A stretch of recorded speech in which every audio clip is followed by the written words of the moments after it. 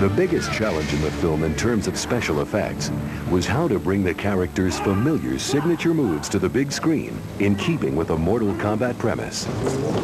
We had to create characters 100% digitally in the computer, and we had to create backgrounds 100% digitally in the computer. And we had to make them seamlessly intercut with the rest of the movie. We had to make things that never exist for you. The plan was to show the most unique variety of visual effects ever seen before in a movie. And there was no way to bring it to life other than the visual effects. Action!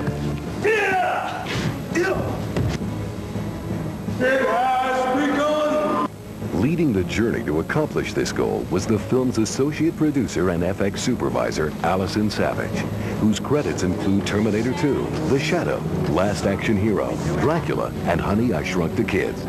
Kasanoff and Savage first worked together on Terminator 2. Allison Savage is the best visual effects supervisor in the world. I brought Allison onto the movie as visual effects supervisor, but also asked her to be associate producer of the film. That's because her talent for blending effects in a story is so unusual and was such an integral part of this film. The film would not be what it is if it weren't for Allison. Mortal Kombat was without a doubt the most ambitious visual effects film I'd ever done, because there are 200 effects and they're all different.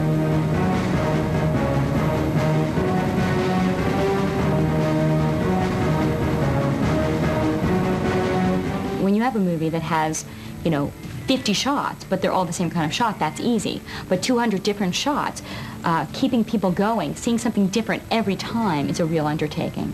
But it makes for an amazing film. The effects process posed major challenges not only for the technical people, but also for the actors. After all, how do you act with someone or something that doesn't really exist? Robin Shou, for example, who plays Liu Kang, is walking down the streets of Outworld and has to pretend he's struggling with an imaginary creature. Well, he's struggling with Reptile, but of course Reptile hadn't even been created, and he is, of course, a computer-generated character. So he had to pull nothing out of the wall and struggle with it as if it was going to attack him, as if he was fighting for his life. So then you just kind of have to grab this space here, and it's pretty hard because you have to pretend something that is there, but then it's not there. So then you just have to use a lot of imagination. What are you doing?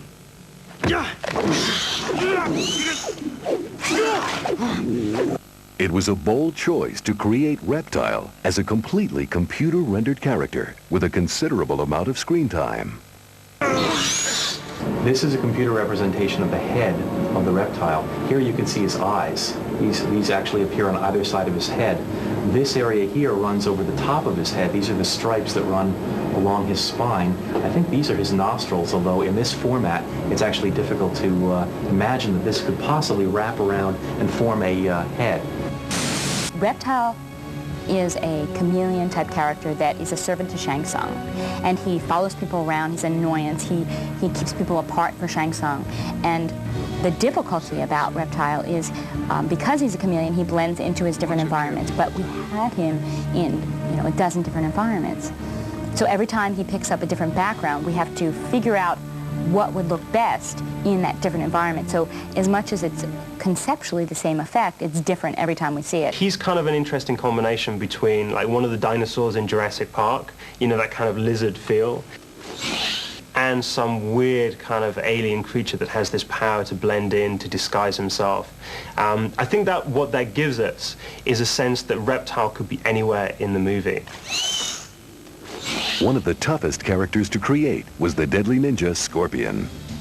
I'd like to say that there was one character that was the most difficult, but really they all had their own individual challenges. Scorpion, for example, originally we shot a sequence in the rubber tree plantation in Thailand. I'll tell you what I see. I see all the cups at the base of the trees.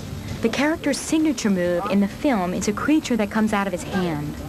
We talked about creating the Scorpion effect with a physical model that you could see and that the actors could interact with. This might have been easier in the shooting process, but ultimately, this would have limited us to a simpler look and movement style. With a digital creature, our bounds were limitless. A scorpion, of course, is contained within the character Scorpion's hand. How does something emerge from someone's hand? What would it look like? So we had to design that. We had to create that concept. We had to, oh my goodness, well, we put a slit in his hand. The character comes out of his hand. How would that look? This is a model that we proposed for the scorpion creature, the actual projectile that flies through the air. You can see here that it's just made of a kind of a gray plastic, but when it's represented in the computer, we're going to give it a kind of a real lethal-looking gunmetal kind of a look to it. These blue lines are the actor's hand as stored in the computer. The white lines are the scorpion. That's the way the computer sees the scorpion. Now, what we do is we take it from these lines into a kind of a shaded format, and this is the first step in that process. When you're doing animation, one of the things that you really want to do is you want to bring something to life. You want to give it a personality. In this particular instance, we wanted to give it more than a personality. We wanted to give it an attitude. If you need the effect, then you do it, but you don't just create an effect to impress the audience. It's got to be part of the story, and that's the case in this one. Take what the effects companies give us and say, that's nice, that's good, that would be good enough for other films, it's not good enough for us. There's nothing more gratifying than going to an effects facility, knowing exactly what you have in your head and thinking you're going to see it and that would be wonderful, seeing something even better than what you had imagined, and that happened on almost every occasion. The Thai locations and LA sets still couldn't portray all the mystery of Outworld, so the effects team was called upon to take us into that strange alternate universe. It was important to give Outworld scope. We shot Outworld in a vast, unfinished area, only a small portion of which had the lighting, set dressing, and look we were going for. We had to make it appear as if this otherworldliness went on forever, with a black tower at the end of the road looming over this entire area. None of this could possibly exist in reality. So what we did is created a completely computer-generated environment. This is Outworld, huh? Well, I can see why they want to change the scenery. Outworld was vast, and we were actually in a location where we'd built additional things. We were having to light a huge stretch of land out in the desert where we shot. I mean, this thing was like a logistical nightmare. Everyone who came down to the set said, you know, this was the biggest lighting job they'd ever seen. Transporting humans to Outworld called for a method as mysterious and technically complicated as Outworld itself. The ghostly Dragon's Wing, Shang Tsung's ship. What is that? Filmmakers needed to create a seamless transition, showing the human warriors leaving the mainland and entering the mystical world of Mortal Kombat. In reality, it is a delicate piece of digital handiwork, which places an ancient galleon in a real port without ever touching the water. It's not even real water. It's obviously a fake reflection of the boat. So this entire section here has been created using some 2D tricks, basically. The clouds were actually, or the fog I should say, was actually moved over. It was duplicated from this area and moved over here and made to interact with the boat through, again, some various 2D compositing tricks. So you get the final frame. The good comparison of this final frame would be to the original background plate, where you could see how much has changed. So this is the original plate with almost nothing in it, and this is the final version. Christopher Lambert's Raiden, the god of thunder and lightning, is an explosive presence throughout the film. His digitally created eyes glow and crackle, and he attacks with lightning. Raiden's special power is lightning. It's difficult to make lightning look different than something we'd seen before. What we did is used different shapes, different colors that you wouldn't normally equate with electricity, put energy, power into them, allowed them to take shape when Raiden is, say, materializing and dematerializing. The first time I saw Raiden dematerializing, I mean, it's pretty impressive because he's glowing with electricity.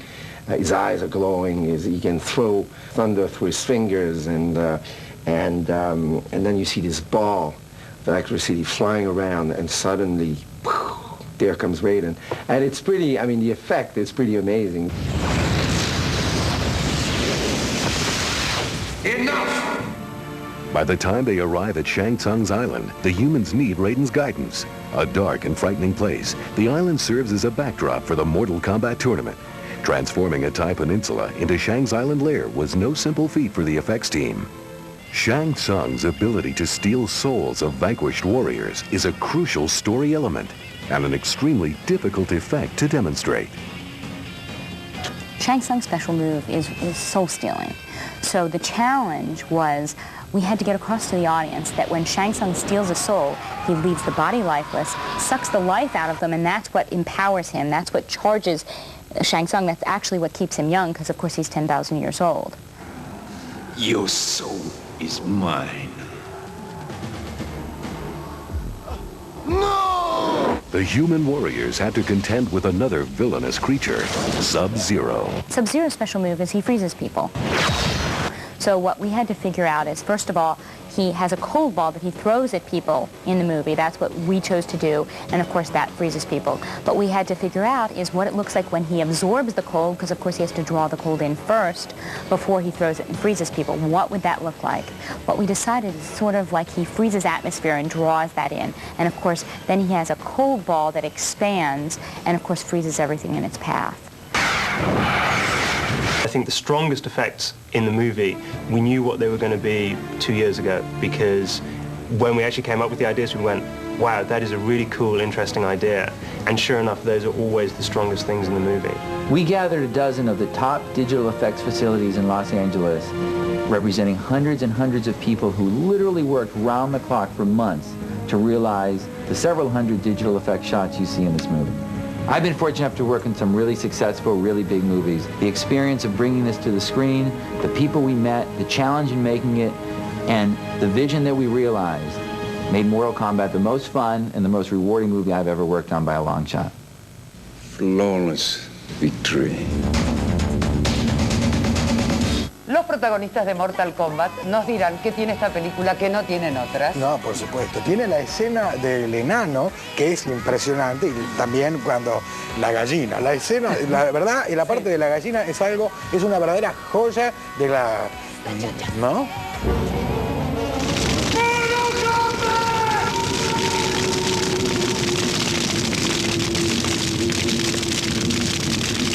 I think that they'll walk out of the theater, and I think that they'll have had a hell of a ride.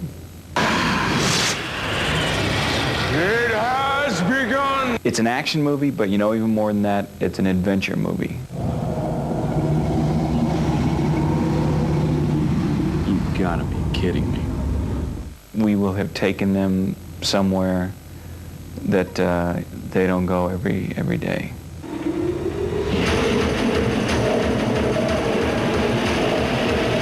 This is a great action movie.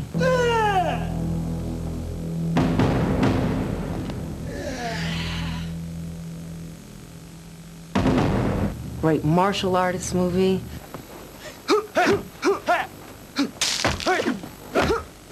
These are the most amazing fight scenes. I've never seen a fight scene like this before.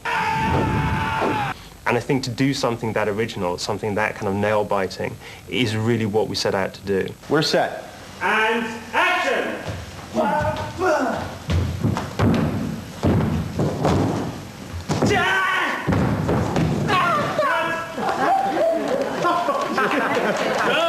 Yeah, it's a cut! I gotta do something. Oh, no way!